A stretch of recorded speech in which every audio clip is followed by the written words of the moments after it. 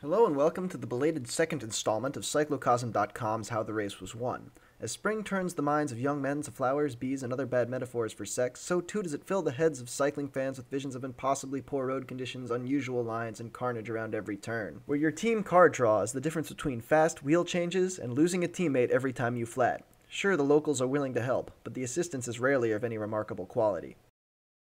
Rule number 1 to this sort of racing is stay at the front. Sharp corners and narrow roads frequently bring the runt end of the peloton to a halt, and when things get lined out seconds later, the back of the field is suddenly minutes down on the front.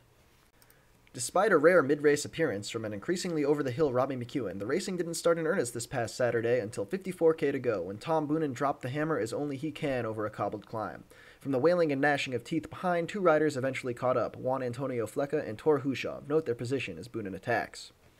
Flecha, riding with a strong Rabobank team behind him, made for the early escape, but it was not to be as the QuickStep Zergrush surged forward to reclaim him. A remnant of the day's early break still languished up the road, so QuickStep Stein de Volder and Sylvain Chavanel made repeated attempts to go and bring him back. Still, the group stubbornly refused to shatter until 25K to go, when Boonen opened the day's second can of whoop-ass. Only two riders managed to bridge across with him, one-day specialist Pippo Pozzatto and frequent also-ran Maxime Iglinski. Want to guess where they were when Boonen started his attack? Yeah. Are you seeing the pattern?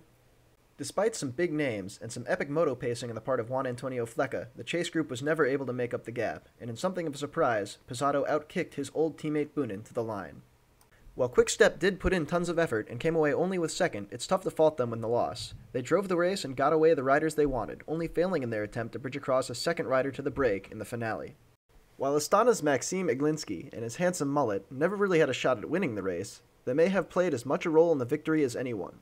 An untimely flinch on the Kazakh's part at 500 meters to go reshuffled the order of Boonen and Pozzatto on their final approach to the line.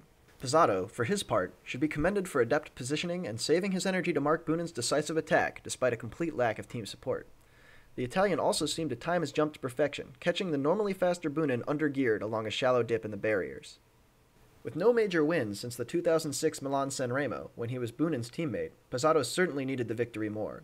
As a brief flash of spirituality at 5K to go shows, the Katusha rider was certainly looking for any help he could get. I'm Cosmo Catalano, and that's how the race was won.